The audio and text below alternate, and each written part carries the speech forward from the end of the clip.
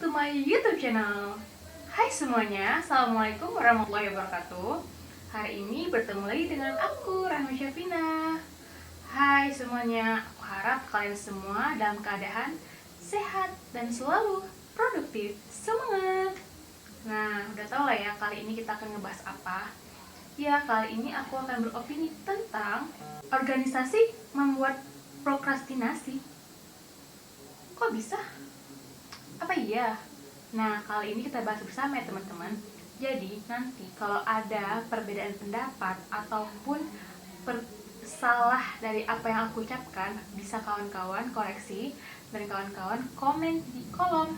Semoga apa yang kita sampaikan dan apa yang kita diskusikan dapat bermanfaat untuk kita semua. Jadi, pada kenyataannya, prokrastinasi itu tidak sama dengan rasa malas. Malas itu adalah menunda dan tidak melakukan apa-apa. Ya, kita nggak ngerjain tugas, terus kita juga golek-golek gitu misalnya. Terus kita juga main handphone. Itu dia rasa malas. Tetapi, kalau prokrastinasi, itu kita menunda kegiatan yang penting dengan melakukan kegiatan tidak penting. Nah, apa itu? Itu seperti kita menunda mengerjakan tugas yang seharusnya akan dikumpul besok dengan melakukan bermain futsal misalnya. Jadi, tolong dibedain ya antara prokrastinasi dengan rasa malas. Oke? Jadi kawan-kawan termasuk yang mana nih? Malas atau yang sering menunda-nunda? Nah, kalau aku mungkin pernah melakukan dua-dua sih kayaknya. Ya, gimana ya? Kita kan juga pernah bosan gitu kan, pernah ingin ngerasakan yang namanya nggak ngelakuin apa-apa gitu ya. Nggak pingin juga sih, memang rasa malas itu tiba-tiba aja hadir gitu tanpa kita inginkan, ya kan? Iya bener nggak? Ada nggak kawan-kawan yang menginginkan rasa malas itu hadir? Enggak kan? Pasti auto datang sendiri, ya enggak? Nah, itu dia. Udah tau lah ya sampai sini perbedaannya. Jadi, harap diingat, oke? Terus kenapa kita harus merasakan prokrastinasi? Jadi ada beberapa penyebab kenapa kita ingin melakukan hal tersebut atau ingin menunda-nunda itu namanya. Yang pertama, kita ngerasa marah. Ya, kita keseringan ngerasa marah, ngerasa protes atas tumpukan tugas yang banyak. Pasti kawan-kawan yang berada di dunia perkuliahan, apalagi saat sekarang ya kan, kuliah online, pasti itu belum lagi online-nya, belum lagi tugasnya yang mana bertumpuk, pasti marah. Akibatnya apa? Kita jadi nggak mau melakukan hal tersebut, ya nggak? Karena kita ngerasa marah, terus kita sengaja gitu nggak melakukan tugas kita ya, karena aku bingung mau ngerjain apa gitu, aku bingung mau ngelakuin apa sekarang gitu. Ya, itu aku rasakan juga gitu maksudnya. Jadi semua yang aku sampaikan ini memang yang aku rasakan gitu. Ketika tugas terlalu banyak, aku juga bingung gitu mau ngerjain apa. Terus keseringan kita kan, ih banyak kali tugas, aduh banyak kali tugas nih, banyak kali yang mau kita kerjakan nih, aduh ini gimana gitu. Tuh keseringan kita gitu.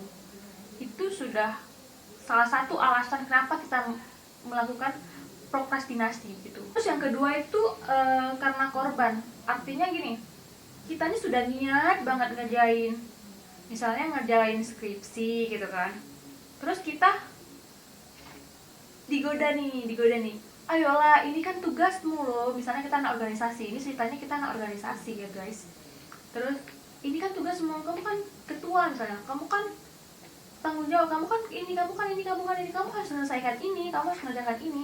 Dan akibatnya tugas pokok kita, misalnya tugas pokoknya misalnya skripsi lah nih kan, terabaikan gitu dengan tugas-tugas yang lain yang bisa saja itu nggak penting sebenarnya, yang masih ada yang lebih penting lagi dari itu kan gitu kan. Cerita pengertian dari prokrastinasi tadi, kita menunda pekerjaan penting untuk melakukan pekerjaan tidak penting. Nah, itu dia, karena korban. Jadi mungkin di sini sih keseringan orang yang katanya anak organisasi itu sering menunda-nunda pekerjaan. Ini masih katanya ya, kita kan masih berasumsi. Silahkan kita berasumsi, kalau salah bisa komen, oke? Nah selanjutnya kesempurnaan. Nah ini dia, ketika kita ingin merasa sempurna, maka kita pasti sering menunda-nunda. Aku belum siap, aku belum fokus ngerjainnya, aku belum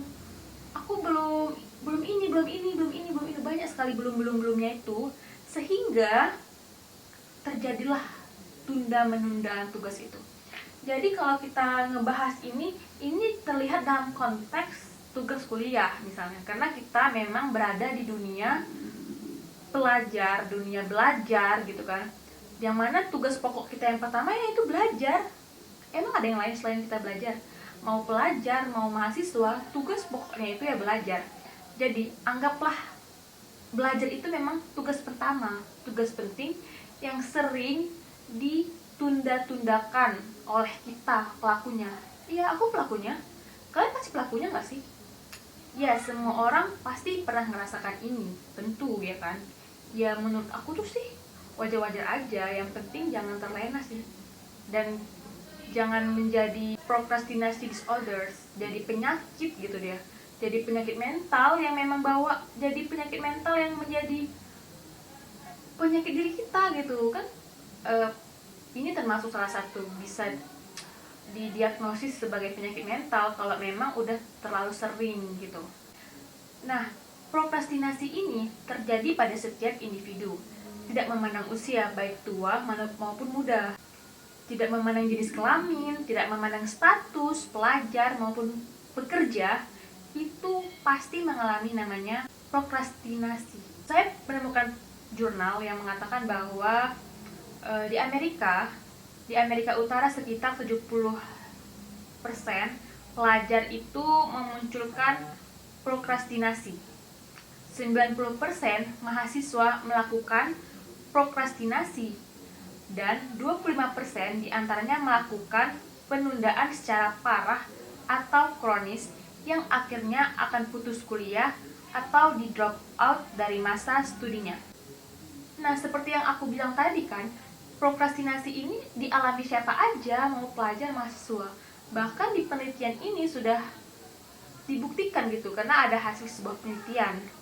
Jadi ada akibat dari prokrastinasi ini, yaitu pertama kita stres, karena kita keseringan menunda, karena kita keseringan lalai, karena kita keseringan melakukan hal-hal yang tidak penting gitu misalnya. Akibatnya kita jadi stres. Nah, stres di sini pun membuat kita menjadi frustasi gitu, marah gitu. Kalau memang kita udah deadline kan, kita ngerjain tugas, terus ada yang manggil, ada yang buat masalah sedikit, misalnya kerja kelompok nih, karena kita sering nunda-nunda gitu kan, seringnya tuh kerja kelompok tuh main-main dulu ya kan, baru pas udah deadline baru kita bersibuk ya kan, ngerjainnya ini apa, ini bagian mana, ini bagian siapa, ini aku apa, kamu apa, ini apa. Akhirnya diantaranya itu terjadi perdebatan, terjadi marah-marah, emosinya itu muncul ya karena stres gitu. Deadline-nya itu membuat kita stres gitu, iya enggak? Dan itu sering dilakukan orang mahasiswa. Iya, kita memang sering ngerjain tugas tuh pas deadline karena kita fokus. Jadi sebenarnya kita bisa ngerjain tugas tanpa harus deadline, tetapi harus fokus biar kita siap. Fokus. Terus akibatnya kita menyesal. Nyesal nggak kita kalau karena kita menunda-nunda itu terus menyesal? Aku pernah menyesal. Aku nyesel pas aku nunda-nunda, tapi ya kayak mana lagi yang terjadi. Nah, untuk kawan-kawan yang dengar video ini, kalau bisa dan diusahakan jangan lakukan itu supaya nggak nyesal. Cukup aku aja yang nyesal, kalian jangan. Nah, sekarang kita bahas apa kaitannya dengan organisasi. Sering terjadi permasalahan gitu antara tugas kuliah dengan tugas organisasi, apalagi dalam pembagian waktu gitu, yang mana yang penting, yang mana nggak penting. Jadi gini, ketika kita udah memutuskan untuk terjun atau untuk ikut andil dalam dalam organisasi, maka itu menjadi sebuah kepentingan untuk kita, menjadi kewajiban untuk kita. Jadi ada dua kewajiban kita gitu, belajar dan organisasi. Jadi kadang aku tuh palak gitu lihat orang bilang kalau ngerjain organisasi itu nggak penting. Ya itu kan pendapat kalian, oke aja gitu. Tapi menurut aku, karena aku sudah terjun di dalamnya, itu udah kewajiban aku gitu maksudnya. Itu udah pilihan aku ya, menjadi kewajiban aku gitu. Dan belajar sama organisasi itu penting. Nah, terus kan ketika kita menunda-nunda, kaitannya apa gitu? Ada sebagian orang mengatakan bahwa ketika kita menunda tugas kuliah untuk tugas organisasi itu merupakan satu hal yang penting. Tapi menurut aku gini, kalau memang tugas kampus itu enggak dikumpulkan besok, atau gini, hari ini kita dikasih tugas, dikumpul minggu depan, besok atau 2 hari ke depan itu ada kegiatan organisasi yang harus kita show, harus kita tampilkan gitu. Misalnya ada sebuah acara apa gitu, seminar atau apalah gitu ya kan. Ya, mana yang penting menurut kawan-kawan? Tugas yang dikumpulkan minggu depan atau kegiatan organisasi yang 2 hari lagi? Ya menurut aku ya kegiatan organisasi lah. Ya kan itu dia ceritanya. Ceritanya kan tergantung deadline. Masalahnya ngerjain tugas juga nggak terlalu deadline banget gitu. Misalnya kalau kita kerjanya 3 hari lagi gitu, 4 hari lagi, sementara kegiatannya kan besok. Nah itu dia. Jadi yang perlu kita kerjakan duluan adalah hal yang penting dulu. Maka kita bisa dikatakan kita tidak menunda-nunda menurutku. Ya itu menurut aku ya. Gimana menurut kawan yang lain? Bisa bilang di kolom komentar ya. Jadi pada kenyataannya dalam hal ini, kenapa sering orang mengungkapkan bahwa organisasi itu adalah kegiatan gak di nomor 2 kan sih gitu kan, kegiatan gak penting gitu ya nomor 2 kan. Ya itu tergantung siapa dia gitu. Ada dosen yang mengatakan pendidikan adalah hal terpenting, prestasi memang yang utama. Ada juga dosen yang menuntun kita untuk ayo aktif di luar perkuliahan agar kita tuh lebih banyak pengalaman, lebih tahu lapangan, lebih bisa menangani sifat sikap orang di luar sana gitu. Dan itu semua yang membedakan kita adalah skill. Nah, jadi kita itu perlu adanya skill dalam pembagian waktu agar kita terhindar dari yang namanya prokrastinasi, menunda-nunda. Gimana? Bisa kita belajar skill ya? Kalau mau kawan-kawan belajar skill itu harus ikut organisasi. Iya. Kalau nggak kita nggak tahu kita harus bagi waktu ngapain. Ya kita ngapain juga bagi waktu dengan bermain. Ya aku pandai loh ngatur waktu antara aku belajar dan bermain. Oke, bener, nggak salah. Tapi bagaimana tuh kita bisa bagi waktu antara belajar, organisasi, bermain? Kenapa enggak gitu maksudnya? Jadi coba mulai aja terjun pelan-pelan. Karena skill ini tuh nggak auto orang bisa dapat gitu. Orang yang berpengalaman dalam hal apapun, ketika dia tidak memiliki skill dalam pembagian waktu, dalam hal itu pun dia akan gagal gitu. Jadi ketika kita semua sudah berada di dunia organisasi, maka ya nikmati proses pelajaran itu gitu. Jangan disia-siakan, karena nanti itu percuma gitu loh. Rupanya aku ikut ini, tapi aku juga nggak tahu, kan percuma, kan sia-sia. Nah, di sini sebenarnya bahwa organisasi itu bukan penyebab dari prokrastinasi, bukan. Prokrastinasi itu bisa saja hadir karena memang diri kita sendiri mungkin, iya kan? Jadi untuk kawan-kawan semua, lakukanlah organisasi itu sebaik mungkin dan sebisa mungkin. Jadi semua tuh nggak sia-sia. Jadi sebenarnya organisasi ini adalah cara kita untuk mengaktualisasikan diri. Bahwa aktualisasi diri merupakan kebutuhan manusia yang berada pada level tertinggi gitu. Mahasiswa dapat mengaktualisasi dalam rangka mengembangkan diri secara non-akademik. Namun, terkadang mahasiswa aktivis sering menemukan kendala dalam membagi waktu. Itu dia masalahnya. Aktivis belum bisa atau belum mampu membagi waktu, itu masalahnya. Nah, terlihat kan masalahnya?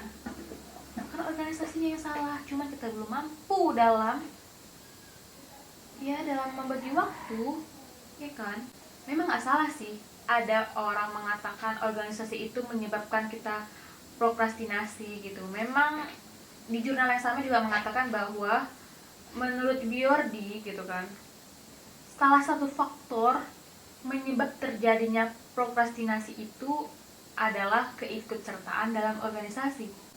Jadi sekarang kita merubah mindset diri kita, ya kan, supaya orang langsung gak ngejudge kita seperti itu. Dan ada juga hasil penelitian dari Ahmaini tahun 2010 menunjukkan bahwa mahasiswa yang tidak aktif dalam pemerintahan mahasiswa Universitas Sumatera Utara, PEMA USU, lebih rendah prokrastinasi akademiknya dibandingkan dengan mahasiswa yang aktif dalam PEMA. Mahasiswa yang aktif dalam organisasi ya, itu bisa mengatur waktunya sehingga rata-rata mempunyai tingkat prokrastinasi akademik yang rendah dibanding dengan yang tidak aktif di organisasi.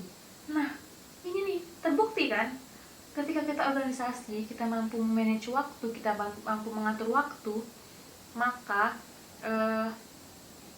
kita juga nyaman gitu di kelas, mengatur waktu tugas ini, jumpain dosen, jumpain misalnya administrasi, ngerjain ini semua kita kerjain. Itu semua karena kita tuh berpengalaman gitu dalam organisasi kita gitu, bagaimana kita mengatur sebuah kegiatan, bagaimana deadline, misalnya bagaimana dalam waktu sebulan ini kita bisa membuat sebuah pergelaran yang besar dengan berbagai tugas dan tanggung jawab yang banyak, dengan orang yang banyak, ya itu pengalaman kita gitu. Aku setuju sih kalau organisasi itu memang hadir di tengah-tengahnya dunia kampus, dunia perkuliahan. Organisasi itu hadir di tengah-tengahnya sekolah gitu, kayak OSIS, kayak ekstrakurikuler gitu kan. Kalau di kampus unit kegiatan mahasiswa gitu kan. Ya aku setuju, aku sepakat memang organisasi itu hadir. Tapi memang karena kehadirannya itu membuat sebuah kewajiban yang baru gitu. Jadi anak organisasi itu ada 2 kewajiban dia. Lebih tepatnya ada 2 kewajiban. Nggak ada yang nggak bisa kita bilang ada salah satu terpenting gitu. Karena mungkin tujuan hidup kita kan berbeda setiap orang. Nggak salah, nggak ada yang salah juga ya kan. Dia oke-oke aja. Selagi bisa keduanya, kenapa harus dipilih coba? Karena ini kan bukan sebuah hubungan percintaan yang harus dipilih salah satu, ya enggak? Ups, maaf ya guys. Nah, disinilah cara kita bagaimana kita mampu membagi waktu, mana yang lebih diutamakan dulu, mana yang bisa nanti. Dalam arti nantinya ini bukan ditunda, tapi belum dapat giliran dikerjakan. Itu ya, ingat, bukan ditunda, tetapi belum dapat giliran untuk dikerjakan. Nah, sekarang apa yang harus kita lakukan? Jadi, menurut aku, mana tahu kawan-kawan mau melakukannya, aku dengan senang hati. Yang pertama, kita harus mengetahui mana yang lebih penting untuk kita kerjakan. Ya, seperti yang aku bilang tadi, ya enggak? Mana yang lebih penting untuk kita kerjakan. Biasakan kita itu membuat to-do list. Jadi kita buat list atau membuat poin-poin yang apa yang kita kerjakan. Itu harus fokus dengan satu yang apa kita kerjakan. Kita kerjakan dulu, kita kerjakan sampai selesai. Anggap aja ini deadline. Kayak kalian, kayak kita ngerjakan deadline, fokusnya kayak mana coba? Luar biasa kan fokusnya kita kan. Bahkan semua ide-ide itu keluar, ide-ide itu hadir, ya kan. Nah, itu dia. Jadi biasakan dulu kita buat list dan kita fokus terhadap list itu. Terus kita juga nggak kita skip apa yang kita kerjakan hari ini gitu. Jadi yang namanya cicil itu, aku rasa nyicil itu memang lebih lama waktu siapnya. Nah, yang terakhir itu praktek. Jadi aku harap kawan-kawan semua yang melihat video ini, terima kasih ya sudah nonton sampai akhir. Dan ayo dipraktekin gitu. Semoga kita nggak menjadi orang yang suka menunda-nunda pekerjaan apapun itu, baik tugas kuliah maupun tugas pekerjaan apapun lah pokoknya. Karena memang yang namanya menunda-nunda kan nggak disukain kan dalam agama kita, agama Islam gitu. Jadi ayo mulai dari sekarang, perlahan walaupun itu sedikit gitu, kita mulaikan sajalah cara yang bagus dalam mengerjakan sesuatu gitu dengan tidak menunda-nunda. Karena kalau kita udah menunda-nunda itu akibatnya ke diri sendiri gitu kan. Kita stres, kita frustasi, kita marah-marah. Itu mengurangi energi positif di diri kita gitu. Kita tuh buang-buang waktu untuk marah-marah, kita jadinya makin ribet ya kan. Jadi untuk kawan-kawan semua, termasuk aku, diri aku sendiri, kita mulai tanamkan pada diri, ayo kita nggak boleh namanya lagi nunda-nunda pekerjaan. Kita harus tetap semangat di organisasi manapun, di kegiatan manapun. Kita harus lebih mewajibin yang mana yang akan kita kerjakan luar. Karena ketika kita udah terjun ke suatu organisasi, maka itu udah menjadi tanggung jawab kita. Gak ada itu yang namanya bukan tugas aku, bukan tugas siapapun itu.